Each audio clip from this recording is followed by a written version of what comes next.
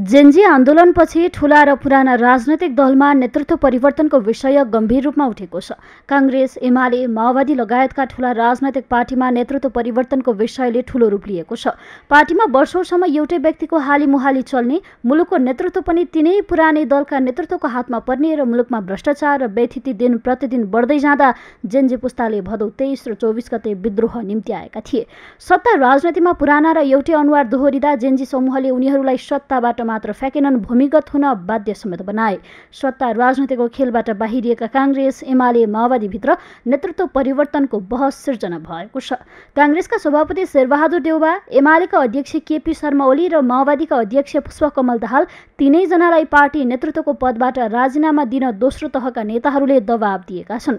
कुनै पार्टीमा त्यो आवाज चर्को रूपमा उठेको छ भने कुनै दलमा त्यति टटकारो साथ यो विषयलाई उठाइएको छैन। यद्यपि नेतृत्व परिवर्तनको बहस भने तीनवटै दलमा छ। कांग्रेसका युवा भनिएका महामन्त्रीहरू गगन थापा र विश्वप्रकाश शर्माले नेतृत्व फेरबदलका लागि तत्काल विशेष महाधिवेशन गर्नुपर्ने विषय उठाइरहेका छन्। कांग्रेसको 15औं महाधिवेशन आउन समय बाँकी रहेको हुँदा पार्टीका महामन्त्रीहरूले बदलिँदो राजनैतिक परिवेशमा आफ्नो पार्टीलाई जोगाउन विशेष महाधिवेशन मार्फत नयाँ नेतृत्व चयन गर्नुपर्ने प्रस्ताव अघि सारेका छन्। यद्यपि कांग्रेसका संस्थापन पक्ष भने तत्काल विशेष महाधिवेशन गरेर नेतृत्वलाई पन्छाउने सुरमा छैनन्। नेतृत्वमाथि आन्दोलनकारीद्वारा सांघातिक प्रहार हुँदा अहिले नेतृत्व फेर्ने विषय उठाउन उचित नभएको बताइरहेका छन्। देश नै अस्तव्यस्त बनिरहेको बेला पार्टी सम्हाल्न 2 जना महामन्त्रीहरू हतारिएको भन्दै संकटको बेला झगडा होइन एकता जरुरी रहेको बताइरहेका छन्। तुरुन्तै अहिले नयाँ परिस्थिति बन्ने बित्तिकै अब त हुँदैन, एकछिन पनि हुँदैन भनेको के हो? अभिभावकमाथि सांघातिक प्रहार हुँदा हामी त्यो उपचार पनि पुरा हुन पर्खन सक्दैनौँ। आकाश नै झरिहाल्छ।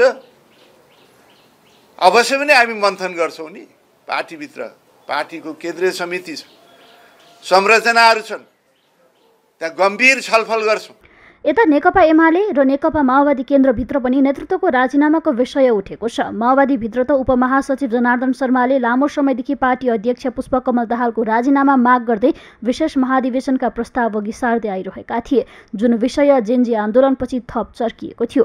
पार्टीभित्रको अन्तर्द्वन्द्वलाई साम्य पार्न अध्यक्ष दाहाल आफैले केन्द्रीय कमिटी भङ्ग गरेर मङ्सिरमा विशेष महाधिवेशनको प्रस्ताव अघि सारेका छन्।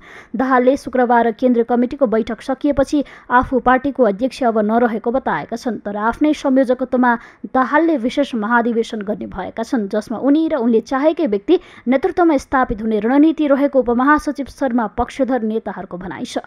केन्द्रीय समितिको बैठक सफलतापूर्वक सम्पन्न गर्यौं। म अब अध्यक्ष छैन, म संयोजक भएँ। नेकपा एमालेमा पनि आइतबार बसेको सचिवालयको बैठकमा पार्टी पुनर्गठन र नेतृत्वको विषय छलफल भएको थियो। सचिवालयका सदस्यहरूले अध्यक्ष केपी शर्मा ओलीलाई सिधै नेतृत्वबाट पन्छिन भन्न नसके पनि मुलुकमा फेरिएको राजनैतिक परिस्थितिबारे आफूले नैतिक जिम्मेवारी लिनुपर्ने बताएका छन्। पार्टीका कतिपय नेताहरूले भने ओलीको राजीनामा माग गरिरहेका छन्। राजीनामाको विषय उठेपछि ओलीले पनि मङ्सिरमा महाधिवेशन गर्ने तयारी गरेका छन्। भदौ 20 देखि 22 सम्म विशेष महाधिवेशन गरेको एमालेले अब मङ्सिरमा पार्टीको 11औं महाधिवेशन गर्ने भएको छ।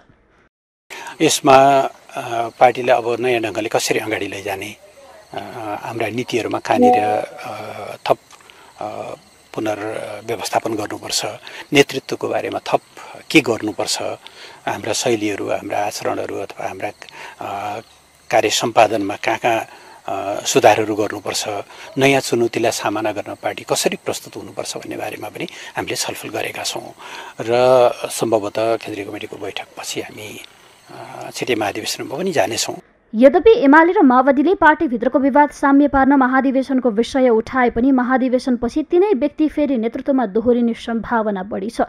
अध्यक्ष ओली पार्टीभित्र पकड रहेको अहिलेकै अवस्थामा महाधिवेशनमा जाँदा आफू सजिलै अध्यक्षमा निर्वाचित हुने रणनीतिमा छन्। माओवादीका अध्यक्ष दाहाल, वरिष्ठ उपाध्यक्ष नारायण काजी श्रेष्ठ र उपमहासचिव जनार्दन शर्माले असन्तुष्टि जनाउँदा पनि विशेष महाधिवेशनको संयोजक आफै रहेका छन्। यता कांग्रेसमा भने 2 पटक सभापति भइसकेका शेरबहादुर देउबा विधानता नेतृत्वबाट सभाबाट बाहिरिने भएपछि महाधिवेशनपछि फेरि देउबा दोहोरिने छैनन्, तर देउबा समयमै महाधिवेशन गराउने छाँटकाटमा देखिँदैनन्। तीनवटै शीर्ष पार्टीमा उठेको नेतृत्व परिवर्तनको विषयले पार्टी कसरी अघि बढ्छ त्यो भने हेर्न बाँकी नै छ। सगरमाथा टेलिभिजनका लागि क्यामेरामा अभिषेक थापाका साथमा यशोदा भण्डारी, काठमाडौँ।